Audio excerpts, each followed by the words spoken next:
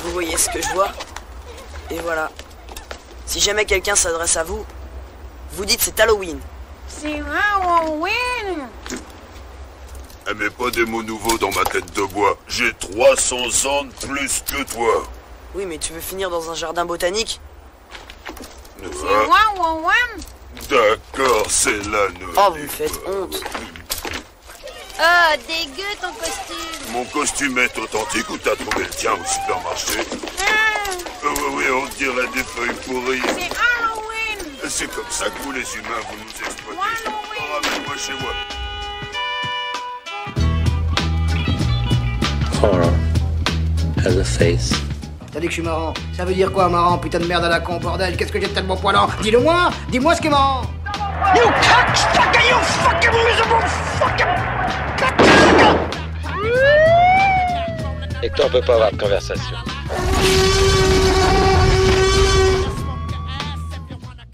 Hey, oh. Oh, ok.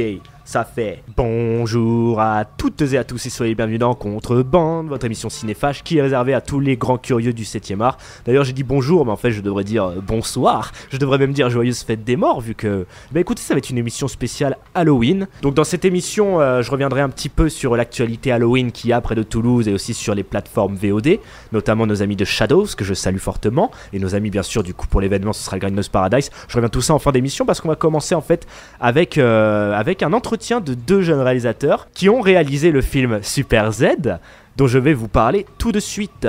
Super Z qui est réalisé par Julien Devolt et Arnaud Tabarly. Pourquoi je vais vous parler de ce film? Je vais tout vous raconter. En fait, il y a très peu de temps de cela, votre cher animateur Axel était à Rennes pour animer une conférence sur le Space Opera pour le festival Court-Métrange. Je vous salue aussi d'ailleurs, ça fait beaucoup de saluts dans cette émission. Et au cours de ce festival, j'ai rencontré l'adorable Christophe Lemaire, grand critique, journaliste, historien du cinéma, que vous pourrez retrouver à la tête de Filmo TV et qui a aussi bien sûr fondé la revue Starfix, s'il vous plaît. Eh bien, Super Z, c'est un film pour lequel Christophe Lemaire était venu sur le tournage et avait rédigé un petit article dans Mad Movie en 2013, donc autant vous dire que ça commence à dater. Et lorsque j'ai rencontré Christophe Lemaire, on a pas mal sympathisé, on discutait, et du coup il m'a parlé de ce film-là, voilà, qui avait une post-production très compliquée, qui sortait et qui avait plutôt besoin de soutien. Et moi je me suis dit, un titre comme Super Z, t'inquiète, je prends direct. Ça rentre parfaitement dans notre petite ligne éditoriale, amis cinéphages, amateurs d'horreur. Et donc me voilà en train de contacter la productrice du film, la productrice de La Ruche, Laura Townsend, qui a donc produit le film. Je lui ai écrit, j'apprends déjà qu'en fait la post-production ça a duré quand même 9 longues années, donc ils sont très heureux de le sortir, enfin. Donc comme ils l'ont dit, l'aventure de la post-production leur a beaucoup appris, mais n'a rien enlevé à l'enthousiasme qu'ils ont aujourd'hui de pouvoir enfin dévoiler au grand public Super Z. D'ailleurs justement, Super Z, de quoi est-ce que ça cause? Eh bien Super Z, on y suit une famille de zombies génétiquement modifiés qui s'échappent d'un laboratoire clandestin qui les a créés. Et enfin libres, ces zombies, malgré des mercenaires qui sont à leur poursuite, vont partir à la conquête du monde. Je vous en dis très peu sur le film puisqu'on va beaucoup en parler avec ces deux réalisateurs, Julien Devolt que j'ai d'abord interviewé et puis ensuite son camarade Arnaud Tabarly que j'ai interviewé ensuite. Vous allez pouvoir écouter ces deux interviews par téléphone que je vais mettre à la suite. D'ailleurs je tiens à vous remercier tous les deux chers réalisateurs et bravo Bzartek Mazeltov d'avoir réussi Super Z. Et puis bon courage pour la suite, cette interview était très marrante. Et puis si jamais vous avez l'occasion de le voir le film, ils vont dire où vous pouvez voir ça. N'oubliez pas que ce film a fait sa première diffusion en Angleterre au réputé Fright Fest et que la presse anglo-saxonne a été plutôt bonne. Ma foi, c'est pas très étonnant quand je vois que ce film est une comédie gore. On sent que c'est un truc qui plaît beaucoup aux Anglais. Bon, et même si, disons-le, le film est loin d'être parfait, il est quand même très clivant et surtout il est habité par une énergie qui mérite tout simplement notre attention. Allez, je vous laisse tout de suite avec ces interviews et puis on se retrouvera après pour fêter Halloween. C'est votre ami du Moyen-Orient qui va être content.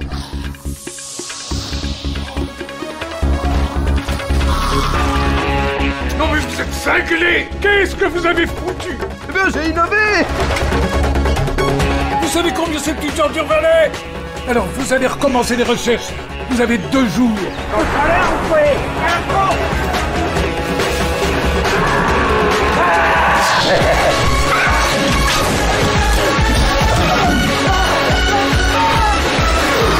Mais c'est vrai que quelques effets secondaires ne sont pas toujours prévisibles. Voilà, super. Bon, bah bonjour Julien. Salut. Ah, je t'entends très bien. Est-ce que tu m'entends bien? Ouais, je t'entends parfaitement. Bon, bah c'est cool. Bah merci d'avoir accepté cette petite interview. Mais avec plaisir. Eh bah écoute Julien, bah d'abord avant qu'on parle de Super Z, j'aimerais juste qu'on te présente un petit peu, hein, voir d'où c'est que tu viens. Hein. Et j'ai lu donc dans ta biographie que tu avais fait une maîtrise hein, qui était intitulée Sergio Leone et la réinvention du western, soutenue par nul autre que Jean-Baptiste Auré, quelqu'un qu'on adore à Contrebande et qu'on a pu interviewer. Pourquoi ce sujet, tiens justement, Sergio Leone? Pourquoi? Parce que je trouvais que réussir, si tu veux, à vraiment faire de la réinvention pure et dure avec un genre qui à l'époque était quand même vraiment, c'est pas sclérosé, mais enfin bon, il se ressemblait vraiment, et particulièrement au niveau de la forme, parce qu'après les thématiques du western, bon, voilà, il y en a un gros package, mais globalement on retrouve toujours les mêmes. Mais par contre que pour le coup, au niveau formel, c'était absolument exceptionnel. Et puis du coup, ça m'avait vraiment marqué, ça m'avait percuté, puisque j'étais pas trop western au départ. Et en fait, j'y suis venu par les films de Léon. Ensuite, j'ai appris à apprécier les films de Ford, mais c'est vrai qu'à l'époque, c'était pas du tout ma came. Donc voilà, ça a vraiment été un gros choc. Et du coup, j'ai décidé de travailler là-dessus, pas forcément sur Léon en soi, enfin même si c'est à travers son œuvre, mais surtout sur comment est-ce qu'on pouvait travailler sur de la réinvention au cinoche, c'est-à-dire surtout mélanger en fait de l'ancien et du nouveau, quoi. Ok, super. Bah, moi, je pense que c'est intéressant parce qu'au niveau formalisme, Sergio Leone, je pense que c'est un peu une bonne porte d'entrée dans la mise en scène. Ouais, c'est pratique. C'est sûr qu'il y a des bonnes leçons à en tirer. Et donc ensuite, bah, toi, tu as fait du court-métrage. Enfin, je dis ensuite ou peut-être en même temps que ta maîtrise. Hein, C'était juste après, oui. Ouais, juste après, tu as enchaîné direct. Et donc, j'ai vu qu'il y a eu Étouffé dans l'œuf, hein, qui mélange prise de vue réelle et animation en pâte à modeler. Puis Peine de mort, un thriller qui est un thriller, quoi. Très noir apparemment et très violent. Et Les films bougent, comédie horrifique. Donc, du coup, on voit que tu as déjà œuvré dans plein de petits genres assez différents quand même. Oui, c'est vrai, puisque le premier, c'est quand même plutôt clairement fantastique. Le deuxième, c'est effectivement vraiment thriller, bon, quand même majoritairement réaliste, c'est clair. Et puis, les films bouche comédie gore, oui, voilà, ouais, bah, ça correspond un petit peu aussi entre guillemets, aux films que je regardais à ces moments-là et à mes genres de prédilection, mais... Ouais. Voilà, c'était pas sans raison, quoi. Et je trouve que justement, tu vois, d'aborder comme ça dans les courts-métrages un peu différents genres, bah, ça rejoint un peu toutes les références et les sensibilités qui, à mon avis, appartiennent à toi et à ton comparse Arnaud.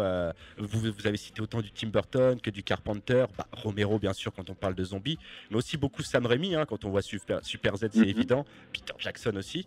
Et puis, tu parles aussi de ce côté un peu plus poétique, hein, Lynch, Fellini, Buñuel.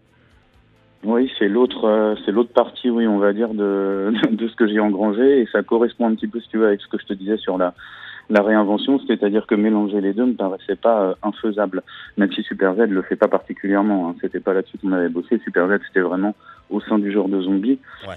Le premier truc était de faire quelque chose de drôle, ce qui était pas original en soi, mais ce qu'on voulait, c'était vraiment tourner le film non plus du point de vue des humains, mais du point de vue des zombies, puisque c'est vrai que je trouvais ça, en fait, dans les films en général, je préférais les zombies très clairement aux personnages purement humains, quoi.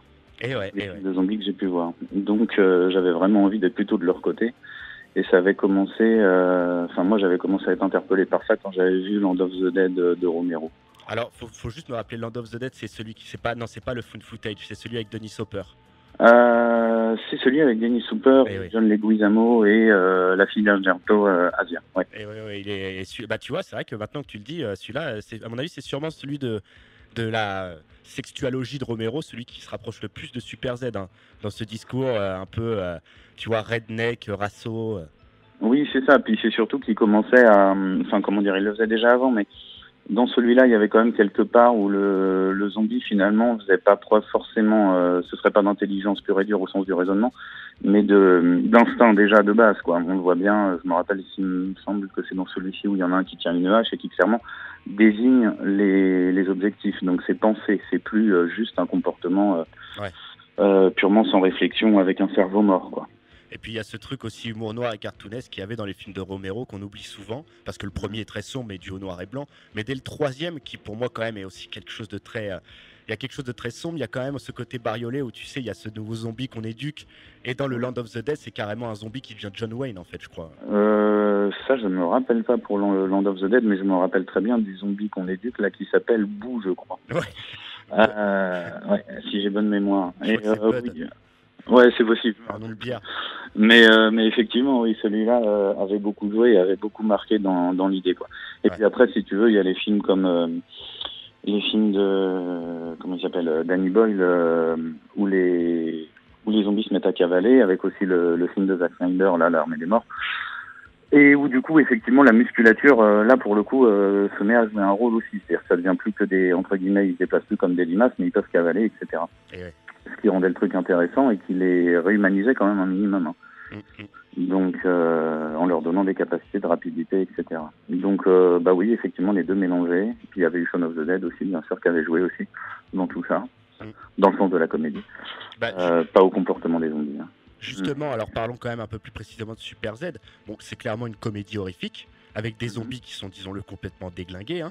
Et donc, du coup, la question que j'avais envie de te dire, c'est en quoi le film diverge de tous les films qu'on a pu citer, selon toi en tout cas.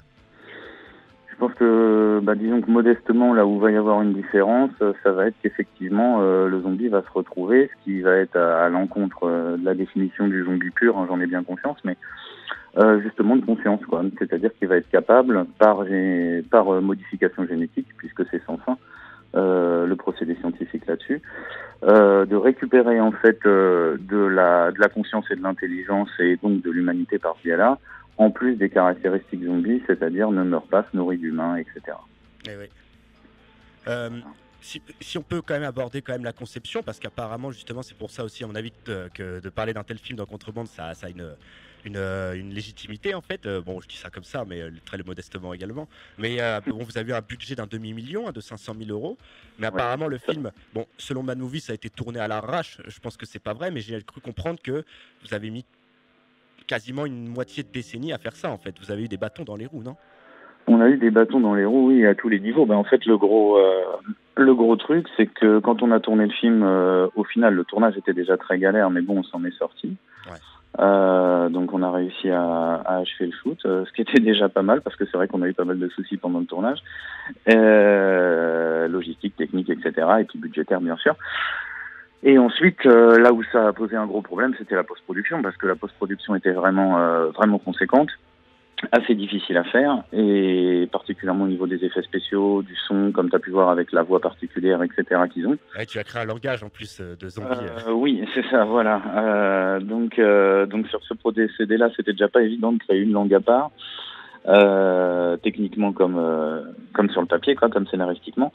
Mais au final, oui, ça a pris une plombe, et c'est particulièrement les effets spéciaux quand même qui nous ont pris un max de temps, parce que autant c'est des petits effets si tu veux, ouais. Et qui sont faits avec ce côté cartoonesque, mais il y en a tellement qu'au final ça devient vraiment pour être honnête, de mémoire, je sais qu'il y en a plus de 300, ça c'est sûr, mais je crois que c'est beaucoup plus. Hein. Eh ben putain, en vrai c'est énorme, surtout que moi j'ai un souvenir, tu vois, ce genre de budget, on a souvent tendance du coup, quand c'est en France, à rapprocher ça à la vague qu'il y avait eu des French frayeurs, et donc du coup une fois j'avais eu la chance de discuter avec Alexandre Boustillot et Julien Maury, qui m'a raconté que sur leur premier film À l'intérieur, qui à mon avis devait à peine faire 1 million également, que justement les effets spéciaux on s'en rend pas compte, on a envie de faire dégouliner, mais c'est une vraie tanasse, parce que une fois que t'as attaché, si t'as raté ta prise, il faut tout nettoyer, tout recharger, et que les effets spéciaux, apparemment c'est mortel, hein. Surtout pour nous amoureux du genre, mais oui, mais techniquement tu peux planter ton film avec ça, c'est certain, hein. C'est le temps que ça peut prendre, etc., et surtout la difficulté de refaire la prise derrière, particulièrement si l'effet est foireux. Au final, il reste plus que le VFX, enfin tout ce qui va être numérique derrière pour rattraper le coup. Nous, c'est ce qu'on a fait souvent, et c'est très clairement cher et compliqué à obtenir. Hein. Est-ce qu'on peut quand même rapidement, en même temps pour les citer, parler de La Ruche, hein, qui sont vos producteurs, qui vous ont apparemment accompagné et bien battu aussi pour vous, qui est une entreprise bis, c'est une petite boîte apparemment bien montante. Hein. Laquelle, pardon? La Ruche. Oui, bah écoute... Associé avec Insolence Productions, d'ailleurs, on précise. Oui, c'est ça, à l'époque. Et après, par contre, pour le coup, la Ruche finit à sortir le film seul, sachant qu'Insolence reste partenaire, mais il y a eu des discussions sur ça au niveau de la production et tout. Pardon, la question c'était... Eh ben justement, au moment qu'on cite un peu la Ruche, en quoi est-ce qu'ils vous ont accompagné? Bah, dès le départ, en fait, Laura Thompson, qui est la présidente de cette boîte-là, plus à l'époque, c'était Étienne Aimant, Alice Pourchet, Chanty Sel, et moi j'y étais aussi. C'est Laura, en fait, que moi j'ai rencontré au collège, qui ensuite a développé une passion pour le cinoche et qui ensuite a fondé cette société en 2011, je crois, si j'ai bonne mémoire, et qui du coup a commencé à faire de la production de cours et qui nous a accompagnés sur cette période effectivement jusqu'à la fin, jusqu'à aujourd'hui, quoi, voilà. Et ensuite, Anaïs Bertrand, qui avait produit mon premier cours Étouffé dans l'œuf et coproduit Peine de mort, a participé au développement, pas mal pendant la post-prod, etc., etc. Ok, super. Voilà. Petit point casting quand même, parce que j'ai vu qu'il y a quand même... Voilà, votre film a quand même des guests assez jouissifs. Hein. Et moi, j'en retiens particulièrement un, qui est Joe Prestia. Hein, oui. Parce que là, grand fan d'Irréversible, je ne pouvais retenir que Joe Prestia. Ça vous a fait quoi de tourner avec Joe Prestia? C'était top, c'était vraiment top, d'autant que moi j'aime bien les arts martiaux, j'en ai pratiqué pendant un petit moment et c'est vrai qu'avoir joué sur le tournage était impressionnant aussi bien pour sa carrière en tant que boxeur que au cinoche, puisqu'il a quand même bossé avec énormément de gens, hein. Il a même bossé avec De Palma et tout, c'est vrai. Sur Femme Fatale. Donc oui, c'était top, quoi. Et puis surtout, comme il a, on va dire, l'âme du guerrier, c'est quelqu'un d'extrêmement humble, travailleur, carré, droit, c'est impeccable, quoi. C'est parfait. Hein. Ça, travailler avec lui, c'est un bonheur, quoi. Ok. Voilà. Super. Et puis après, il y a tous les autres. C'est assez iconoclaste comme casting, hein, puisqu'on va jusqu'au X avec HPG pour une petite apparition, Internet pareil pour des vies avec des petites apparitions, et puis il y a des comédiens qui sont là beaucoup plus longtemps, mais comme Jacques Boudet, tu vois, qui était le comédien fétiche de Chabrol et qu'il était pour Chabrol et qu'il l'est toujours pour, j'oublie toujours ce prénom, Guédiguian, voilà. Mais qui effectivement lui vient clairement du cinéma d'auteur, donc il s'est bien marré, oui. Enfin, d'arrêt d'essai, on va dire plutôt.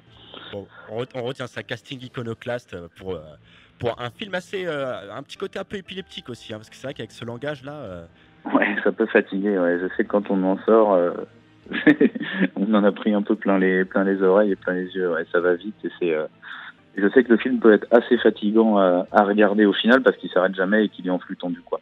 Ouais. Donc, autant c'est bien, ça fait un bon effet. Autant ça peut aussi faire un effet de réflexion. Hein. Oui, mais bon, après ça va parce que vous avez une durée modeste. Donc, vous pouviez vous permettre, je pense, un rythme aussi accéléré.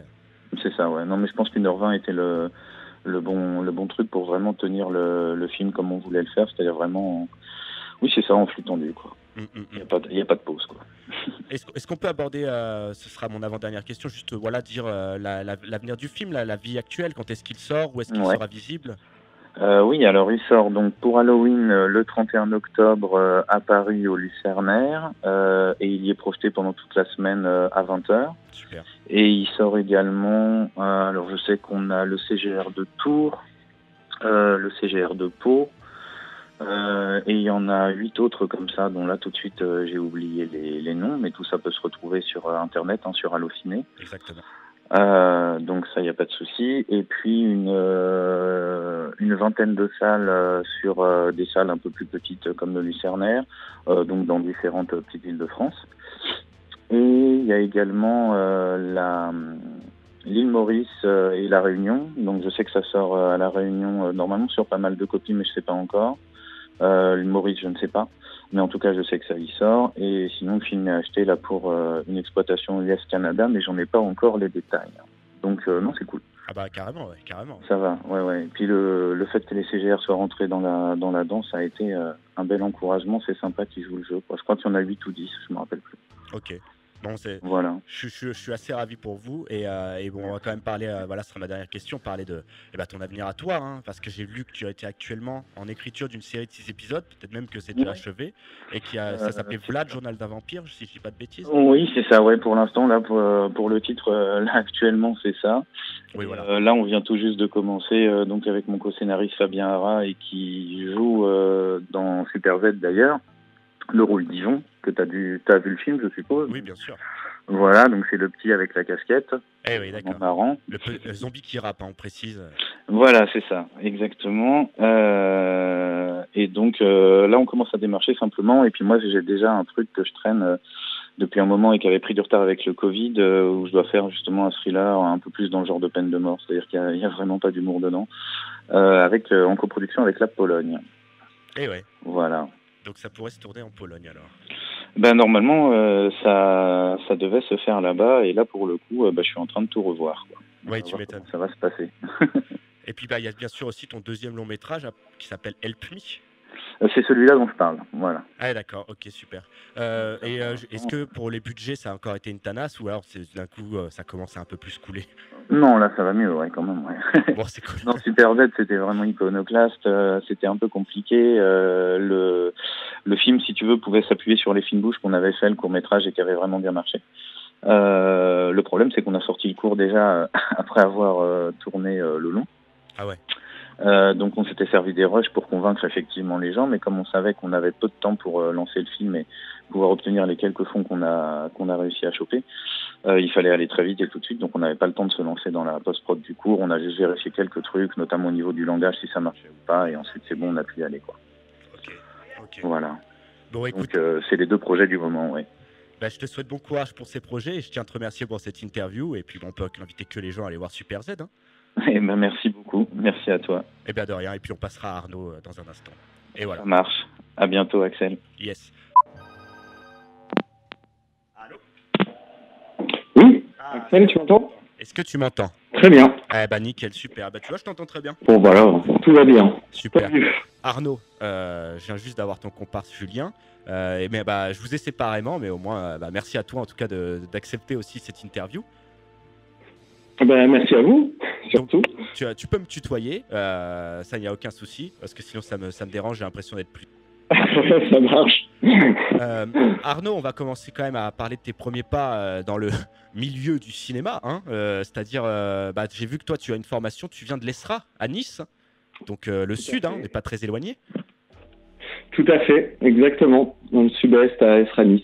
Et donc là-bas, tu as fait ton premier court-métrage, Les Sanguinaires, et inspiré par des noms qui me plaisent beaucoup, c'est-à-dire Murnau et Fritz Lang. Donc j'étais très ravi de voir que toi, tu viens d'une école expérimentale, mais intégré quand même une volonté narrative, quoi. Totalement. Et puis c'est tout ce qui est, on va dire, très graphique, très gothique sur ces époques-là. Ça se faisait pas vraiment à l'époque, cette école. Ah oui, tu étais à part de la promo. Un petit peu parce que c'était plus classique. Nous, c'est vrai qu'on avait essayé de faire quelque chose d'un petit peu plus mystique, de créer un univers. Pas souvent. C'est fortement appréciable. Et justement, tu vois, dans cette patte visuelle, après, toi, t'as aussi œuvré sur la télé et dans les clips musicaux. Donc, je pense que ça a dû te forger une bonne expérience au niveau technique. Oui, tout à fait. Ça m'a appris aussi la réalité du milieu, parce que on se fait toute une idée quand on est étudiant, mais après, quand on rentre dans la vie active, il y a d'autres impératifs qui sont un petit peu plus complexes à gérer. Et j'imagine, ouais. Mais en tout cas, est-ce que tu peux nous raconter ta rencontre du coup avec Julien Devolt, qu'on a interviewé juste avant, avec qui tu as écrit et réalisé le court-métrage Les Fines Bouches? Tout à fait. Avec Julien, on s'est rencontrés il y a un petit moment, autour de 2010, fin 2010 je crois, et c'est par l'intermédiaire de notre chef opérateur commun, Vincent Bayard-Baron, avec qui on faisait notre parcours chacun de notre côté, et puis un jour il nous a présenté, et ça a matché, quoi. Voilà. Jusqu'à Super Z. Tout à fait, on avait le désir tous les deux de faire un un travail commun. On a essayé pas mal de choses. On était assez quand même sur le film de genre, et c'est ce qui nous plaisait le plus dès le départ. Ouais. Et on a essayé d'écrire du long métrage et de monter un long métrage assez vite, en vrai. Et sauf que on n'est pas spécialement arrivé, mais comme on avait quand même réussi à fédérer beaucoup de gens, on s'est dit qu'on allait faire un court métrage, et on a fait les Fines Bouches. Et les Fines Bouches, en fait, en vrai, a été écrit et tourné très très vite. Le budget des Fines Bouches s'élevait à combien? Wow, c'était vraiment petit. Peut-être c'est assez loin. Je dirais que c'est autour des 8000, je crois. Eh ouais, bah, tu vois, pour un court métrage de qualité, j'avoue que c'est assez petit en fait. Hein. C'est gentil. Non mais c'est vrai parce que un court métrage le plus souvent, enfin je pense que même toi qui as été dans le clip et dans la télé, tu vois qu'il y a beaucoup d'argent mis des fois pour pas grand chose finalement. Et donc tourner un court métrage à 8000 €, c'est vraiment dérisoire quoi. Oui, c'est bravo de le remarquer. Ah non. Effectivement, c'est la réalité comme on dit. Hein. C'est ça. Bon, exactement. Et qu'est-ce que ça t'a fait sur Super Z d'arriver avec du coup un budget d'un petit peu plus d'un demi-million d'euros du coup j'ai cru comprendre. Oui, tout à fait. C'était plus de pression. Voilà, quelque part beaucoup plus de pression, mais en même temps, c'était pas du tout assez aussi pour faire ce genre de film. Donc en vrai, c'était beaucoup plus, mais c'était pas assez. Après, dans le cinéma, court un adage comme quoi on n'a jamais assez de toute façon pour faire son film. Ouais. Et là, j'avoue qu'avec tous les make-up, les effets et tout, c'était quand même facile. Je suis ravi que tu me parles des make-up et des effets. On en parlait justement juste avant avec Julien. On disait que c'était une tanasse quand même. Hein. C'est plaisant, hein, toi. J'imagine, comme tu l'as dit, biberonné au genre, amoureux de l'horreur. Ça fait fantasmer hein, les effets, mais c'est une galère, disons-le. Ouais, tout à fait. C'est très complexe à mettre en œuvre. Puis surtout, on s'attend pas des fois à ce que ça soit aussi, on va dire, difficile en fait à mettre à place, même sur le tournage. Ouais. Et puis on avait l'expérience des Fines Bouches qui marchait plutôt bien dans ce genre-là. Mais c'est vrai que sur Super Z, ça avait pris une ampleur. C'était un autre niveau, quoi. Et c'était pas facile à faire, ouais. Le film, dans mon souvenir, quand même, globalement, c'est beaucoup surtout d'effets réels, hein, de maquillage. Mais il y a quelques effets numériques aussi, non? Oui, il y en a pas mal. Il y en a quand même pas mal, ouais. C'est un peu un 50-50 en vrai. Après, les effets numériques nous permettaient aussi de rattraper, on va dire, certaines choses qui s'étaient pas toujours bien passées en effet sur le set. Mais bon, ça arrive régulièrement aussi. C'est pas des effets faciles, les effets réels non plus. L'avantage du numérique, c'est qu'on peut quand même prendre le temps de retoucher, on peut recommencer et tout, mais ça coûte aussi un peu plus cher. Hein. Eh oui. Toi, en tant qu'amoureux du genre, je t'ai pas parlé de tes influences, justement. Est-ce que tu étais déjà assez amateur du cinéma de zombies, ou alors est-ce que ton cœur penchait dans d'autres sphères plus sombres? En fait, c'est un peu une globalité dans le genre et dans les films d'horreur. En fait, j'ai été biberonné à ça très tôt parce que enfant, j'ai souvenir de squatter mon vidéoclub et de dealer avec le loueur. Le fait que je, par exemple, louais des dessins animés ou de Disney, mais en fait, je louais des films d'horreur. Et j'ai regardé, j'ai vraiment grandi avec ça. Donc pour moi, c'était juste le bonheur de pouvoir faire un premier long métrage là-dessus. C'est quelque chose que j'avais même pas imaginé en fait en vrai. Quand ça s'est présenté, j'étais comme un fou parce que moi j'ai traîné avec Gremlins, The Things, beaucoup de Carpenter en vrai, New York 97, enfin toutes ces choses-là, ça m'a vraiment marqué. Robocop aussi, Verhoeven, enfin plein quoi. J'ai reconnu un petit peu de Carpenter de temps en temps sur de la bande son. Oui.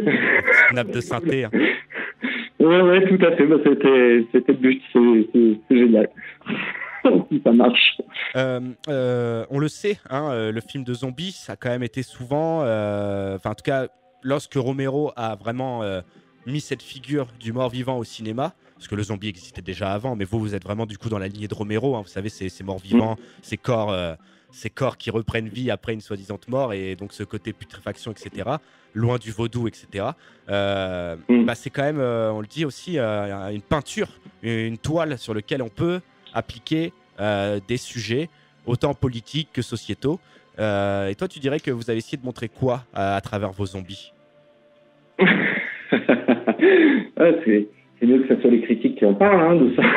Oui, bien sûr. Ou du public. Mais, après, c'est pas forcément obligé d'être politique, hein. Attention. Mais non, mais bon, après, toute œuvre touche toujours un petit peu à la politique quand même. Mais après, on a, je pense, voulu dresser un peu un état des lieux à la fois du zombie et du monde, et un peu du monde du cinéma aussi. Il y a plusieurs petites couches dans l'hamburger. Mais je pense qu'on a voulu vraiment rencontrer le fait que la société nous avait peut-être transformés en monstres. Et que les monstres, en tout cas de ce que je vois, les monstres sont peut-être plus famille que les humains en tout cas. C'est ça, exactement. Du coup, j'étais curieux parce que voilà, vous avez travaillé en duo, toi et Julien. Je vois que Julien venait quand même de la fac, donc avait peut-être un background plus littéraire, plus narratif. Et toi, on voit que c'est beaucoup plus dans la technique. Après, peut-être que je me trompe, mais tu dirais en quoi vous vous êtes complété lors de votre collaboration? C'est pas facile, c'est pas si simple, effectivement. On pourrait cataloguer un peu les choses comme ça, mais c'est pas aussi simple. Effectivement, il y a quand même une avance littéraire, mais moi j'ai quand même un petit peu baigné dedans, même si ça soit moins dans mes études, dans mon parcours. Okay. Mais donc du coup, on s'est quand même retrouvé assez facilement là-dessus. Après, effectivement, on avait tous les deux on va dire des forces et des faiblesses, et on a beaucoup travaillé à profiter au maximum de nos forces et compenser nos faiblesses. Okay. Et pour essayer vraiment d'avoir quelque chose d'uni partout. Mais ça n'a pas été simple, mais ça va. On s'est pas entretués, donc tout va bien. Oui, voilà, c'est plutôt certains qui ont voulu vous entretuer, mais vous êtes restés soudés. Exactement, voilà. Maintenant que le film est fini, Julien nous a parlé du coup de l'avenir du film. On va éviter d'être redondant, mais moi je serais curieux justement, maintenant que tu as pu voir le résultat, qu'est-ce qui, avec le recul, quelle expérience tu tires de ce film et de ce champ de bataille enfin arrivé à terme? C'est une grande joie, en fait. C'est une grande joie, et c'est même incroyable en vrai, parce que chaque film, c'est un peu un miracle pour arriver à en monter un. Il peut se passer tellement de choses sur la route qui fait que le film, en fait, n'a pas lieu ou n'aboutit pas. Donc c'est le plus beau cadeau du monde pour quelqu'un qui veut faire du cinéma. C'est sûr qu'il sorte là et qu'il soit à peu près en vie. Donc c'est marrant d'avoir fait un film sur les morts vivants du coup, mais c'est fantastique. C'est génial. C'est que là, il y a un truc qui me saute aux yeux, ça me fait marrer quand tu dis que je suis content que le film soit en vie, parce qu'on parle en plus de zombies, et votre film commence quand même sur des zombies qui ont des manipulations génétiques. Et du coup, je me dis que en fait, votre film est un peu à l'image des zombies, en fait. Vous aviez dû des fois bricoler, etc.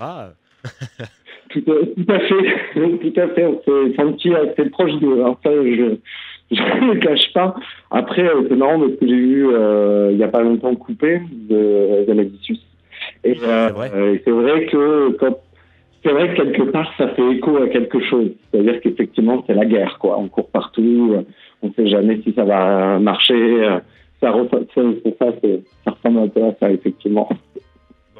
En tout cas, je pense que tu seras d'accord avec. J'ai eu la chance, là, il y a Paul Hirsch qui est passé à Toulouse, à la Cinémathèque et à la fac, donc le monteur de Star Wars, de beaucoup de Brian De Palma, etc. Et on lui avait demandé quel conseil est-ce qu'il peut donner. Quelqu'un a demandé cette question pour travailler dans le cinéma. Il a dit, en tout cas, si vous voulez être réalisateur, il faut avoir la peau dure. Je pense que tu diras pas le contraire. Absolument pas. Écoute, dernière question que j'aimerais te poser, ton avenir, quels sont tes projets futurs? Il y a pas mal de projets, en vrai. Là, j'ai 2 longs métrages en ligne de mire. sur lequel effectivement je vais vraiment, je pense, commencer à lancer des hostilités sur l'année prochaine. Après, il y a eu des propositions, mais c'est pareil, ça, je peux pas trop en parler. Ouais. Et accessoirement, je travaille aussi sur un autre projet qui est beaucoup plus geek, qui était un peu ma détente au milieu de cette guerre de zombies. Mais voilà, de toute façon, on devrait en entendre parler si je me débrouille bien assez vite. Eh ben écoute, je te souhaite bon courage alors. Merci. Et merci beaucoup de nous avoir parlé de Super Z. Et puis j'espère à très bientôt. C'est moi qui vous remercie. Grand plaisir et à très bientôt. Sans problème, Axel. Yes. Merci beaucoup. Ciao. Sale vicieux!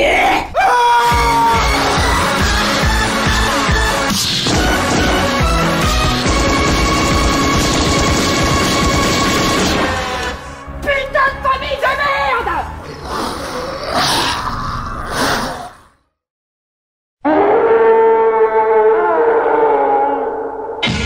She's fallen in love with a monster man.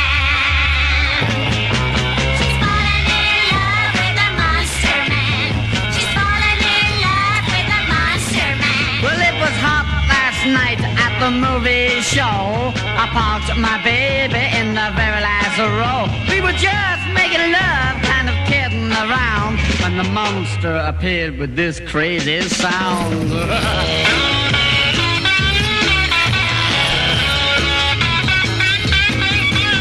My baby looked up, kind of mesmerized, and she gave a long moan, much to my surprise. Did the monster's the most, I'm his #1 fan. Yes, I've fallen in love with this monster man. She's fallen in love with a monster man. She's fallen in love with a monster man. Now don't think I mean or I wanna complain, but the guy's too ugly and hasn't got a brain. With great yellow fangs reaching down to his chin, why you just wouldn't go where this guy has been.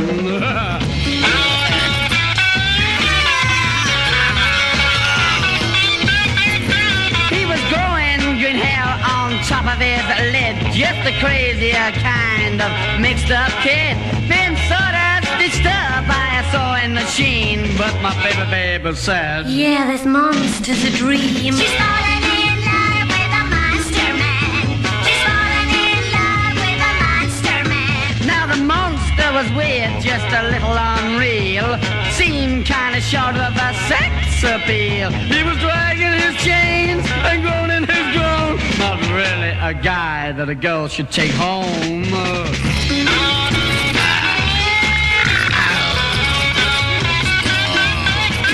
When it comes to the scene where the monster should die, my baby broke down and she started to cry. Said, this monster I love, in a strange kind of whisper, He's my kind of guy, 'cause I'm Dracula's sister. She's fallen in love with a monster man. She's fallen in love with a monster man. so listen, you guys who are taking a wife, this could be your girl, so run for your life. Run for your life.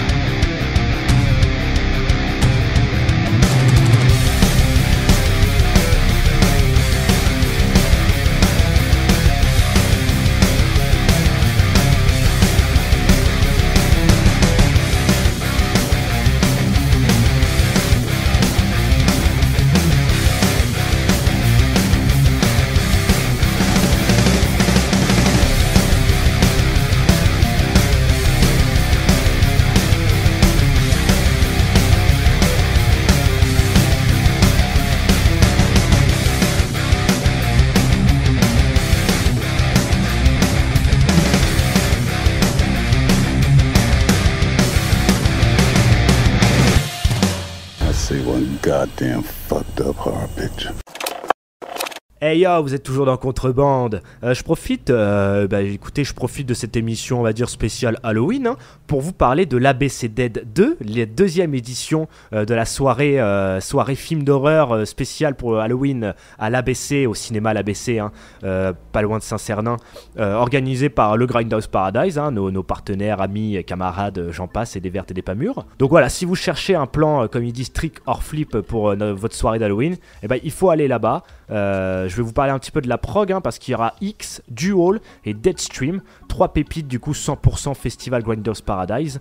En plus ce sera une soirée quand même fun gore, avec un apéro et des pizzas et des petits quiz, donc on sait que il y a de fortes chances que vous ne repartez pas les mains vides si vous vous y rendez.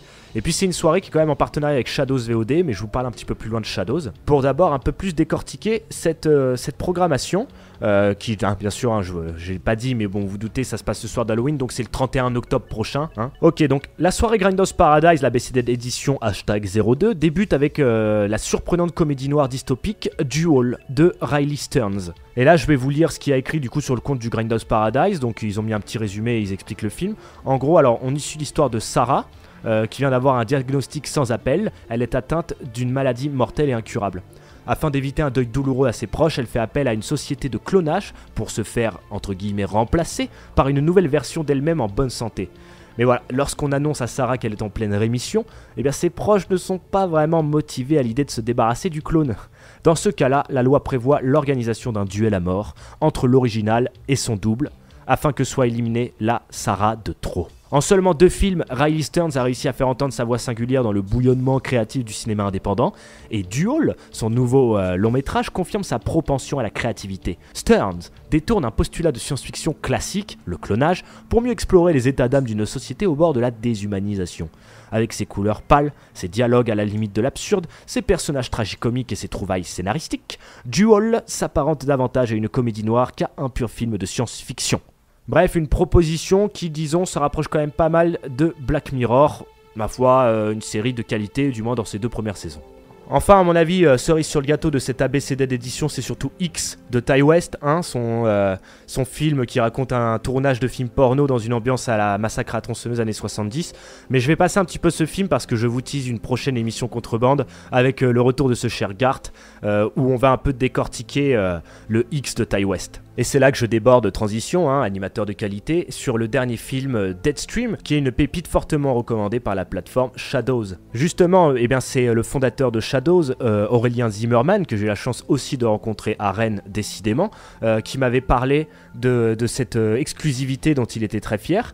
Il s'agit d'un film récent, sorti en 2022, réalisé par Joseph Winter et Vanessa Winter, qui est un found footage. L'histoire est la suivante: après avoir été discrédité et ruiné à la suite d'une polémique sur internet, un streamer tente de regagner son public en se mettant en scène, seul et en live, dans une maison hantée abandonnée, mais c'était sans compter la colère de l'esprit vengeur qui habite les lieux. Bref, apparemment c'est une petite bombe qui a fait le tour des festivals dans le monde entier.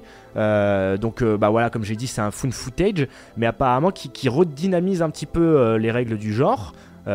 Surtout le genre, vous savez, c'est found footage enfermé dans des intérieurs. En montrant le live d'un streamer donc parti explorer une maison hantée pour glaner des followers, bien les 2 réalisateurs, hein, Joseph et Vanessa Winters, captent à merveille les codes visuels et tonals du monde du stream et délivrent une œuvre ludique et soignée où l'instantanéité apparente cache un véritable travail d'orfèvre en termes d'écriture, de mise en scène et d'interprétation. Et c'est là que Shadows décrit ça comme quelque part entre Evil Dead et Blair Witch. Et bah écoutez, moi ça me donne envie, hein. Encore un mélange de rire et de peur. Que voulez-vous pour Halloween de plus ? Bon allez, pour conclure cette petite émission autour d'Halloween, je vais continuer sur la plateforme Shadows, hein, parce qu'ils nous ont concocté un petit menu assez particulier pour Halloween. Hein.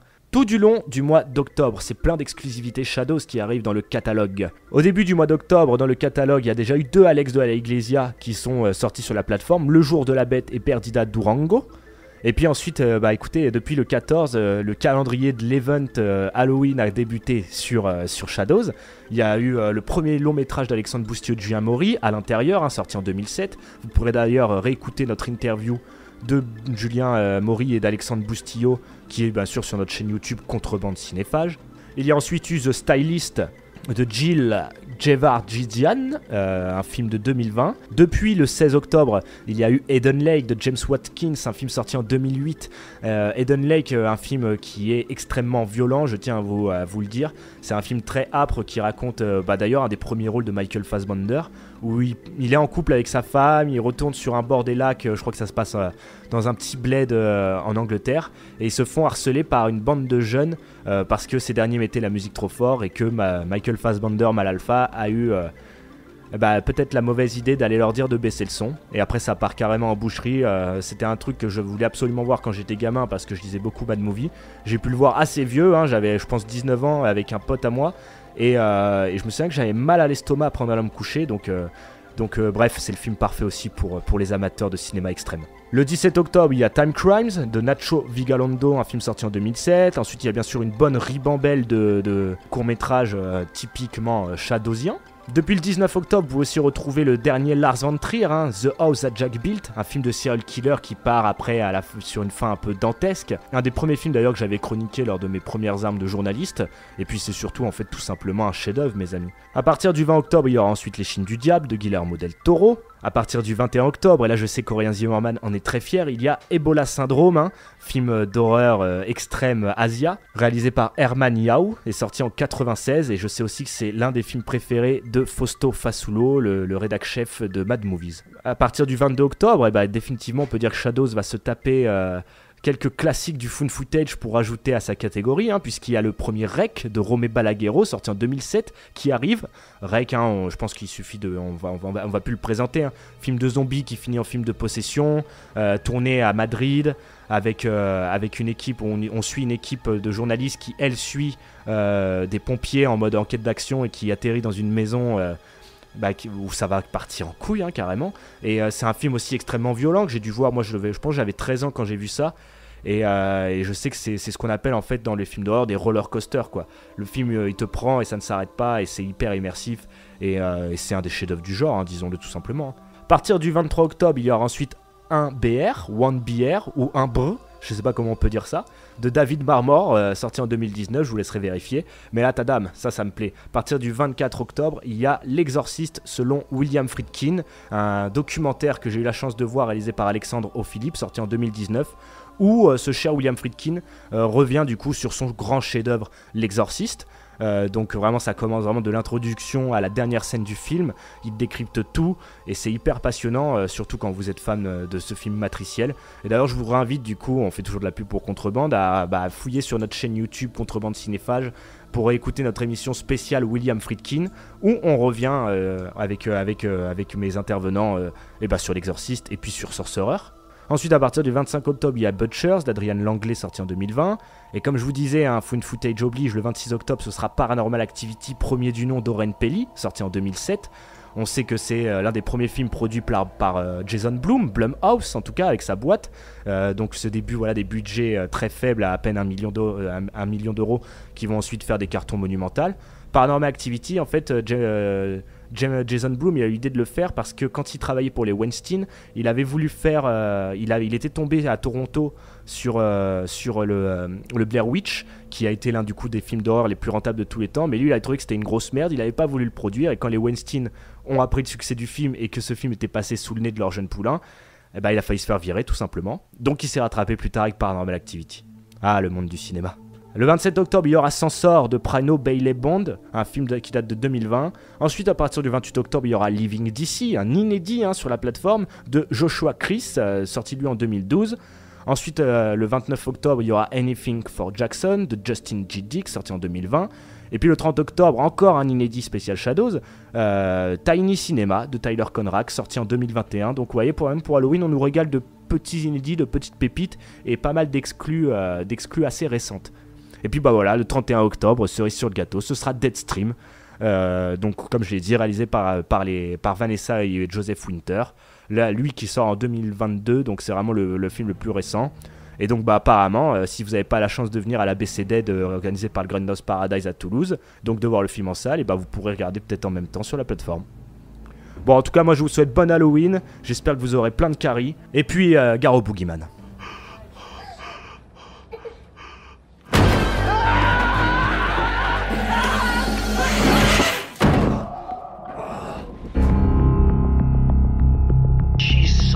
her soul to the devil. I understand why you do what you do.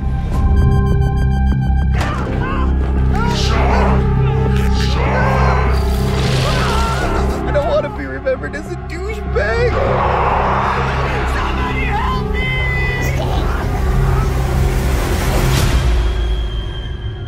Sean, I want you to meet someone.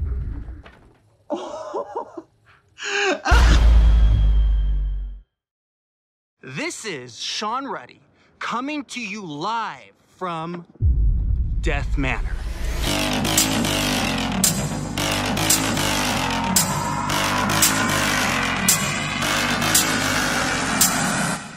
Tell us about yourself. What do you do? Get your blood pumping.